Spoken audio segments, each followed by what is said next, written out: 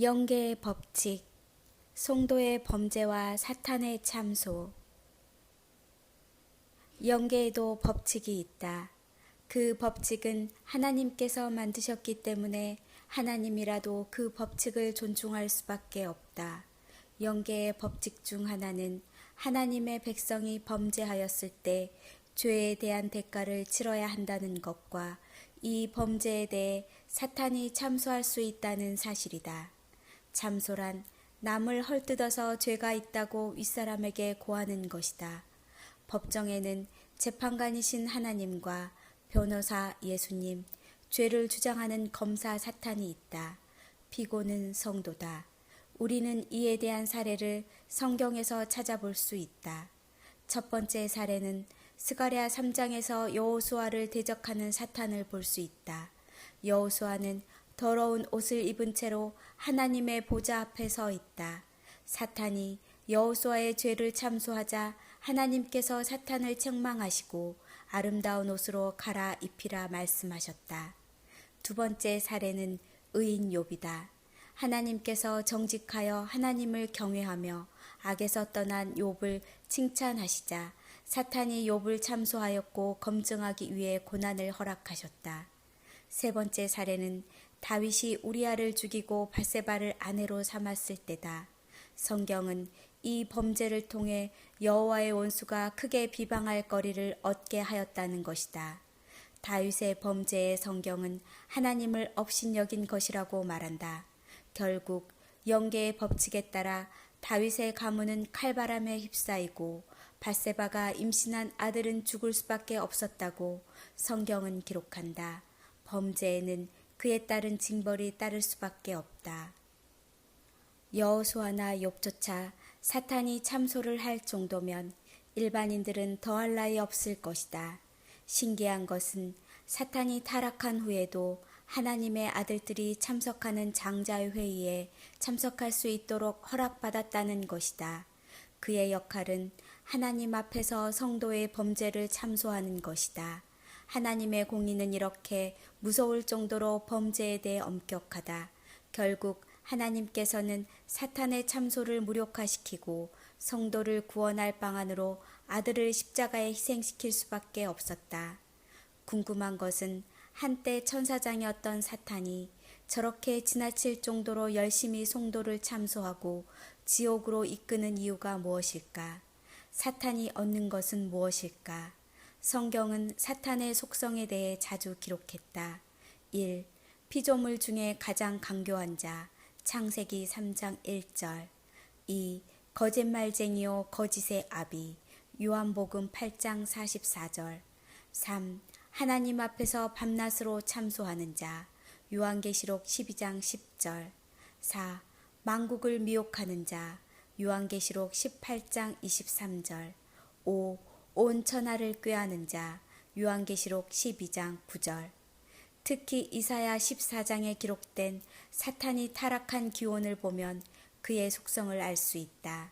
사탄은 하늘에서 가장 높은 장소인 하나님의 보좌를 출입하던 천사였다. 이사야는 하나님의 보좌가 있는 곳을 다음과 같이 기록하였다. 이사야 14장 12절에서 14절. 하나님의 뭇별 위에 있는 곳, 북극 지폐의 산 위에 있는 보좌, 가장 높은 구름. 시편 기자는 이곳을 북방에 있는 시온산으로 기술하였고 큰 왕이 사는 성으로 거룩한 산으로 이해하였다. 시편 48장 2절. 하나님의 보좌는 계시록에서 좀 더 자세하게 묘사되었다. 보라, 하늘의 보좌를 베풀었고 그 보좌에 앉으신 이가 있는데, 요한계시록 4장 2절. 보좌로부터 번개와 음성과 우레소리가 나며 7개의 빛이 번쩍이는 신비하고 장엄한 장소다. 보좌로부터 엄청난 규모의 생명수의 강이 흘러나오고 12가지의 생명나무 열매가 맺는 나무들이 있다. 보좌는 엄청나게 크고 색깔은 흰색으로 공의를 상징하며 우주를 통치하는 본부다. 요한계시록 20장 21절. 사탄은 교만한 마음을 품고 이 엄청난 하늘의 보좌와 하나님의 권위에 도전하려 하였다. 내가 하늘에 올라 하나님의 뭇별 위에 내 자리를 높이리라. 내가 북극 지폐의 산 위에 앉으리라. 가장 높은 구름에 올라가 지극히 높은 이와 같아지리라. 이사야 14장 13절에서 14절. 감히 피조물이 창조주에 도전할 수 있을까 생각이 들지만 사탄의 방식을 따르는 현대의 무신론자들도 자신을 스스로 신이라고 생각하니 놀라운 일이 아니다. 성도를 잠수하고 타락시켜 지옥의 지평을 넓혀서 사탄이 얻는 이득은 그런 것이다. 하나님의 권위에 도전하여 자신의 왕국을 넓히는 것으로 희열을 느끼는 것이다. 세계 인구 75억 중 지옥 명부에 52억 명의 이름이 올라 있고 나머지 인구도 경계선에서 유혹하는데 온 힘을 기울인다.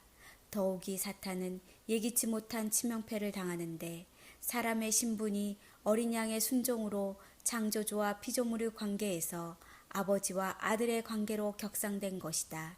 이기는 자는 상속으로 받고 그는 내 아들이 되리라. 요한계시록 21장 7절. 최고의 하나님 영광의 자리에 감히 인간을 하나님의 자녀로 상속시켜준 것이다.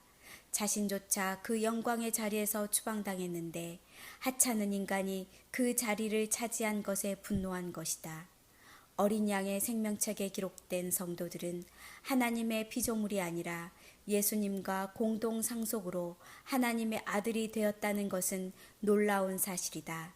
그는 내 아들이 되리라. 간교하고 미혹하는 데 전문가인 사탄도 그의 전략을 수정하였다. 구약시대에는 하나님뿐 아니라 다른 신도 있다고 속였으나 현대에서 그의 전략은 하나님은 없다는 논리로 인류를 속이는 것이다. 진화론, 무신론, 공산당, 사치, 부귀, 문명을 추종하는 바벨론, 동성애, 학계, 언론, 문화계가 일심으로 하나님을 부정하는 일에 뛰어들었다. 이들이 이렇게 일치된 마음으로 기독교를 반대하는 그 사실이 바로 하나님과 사탄의 존재를 증명하는 것이다.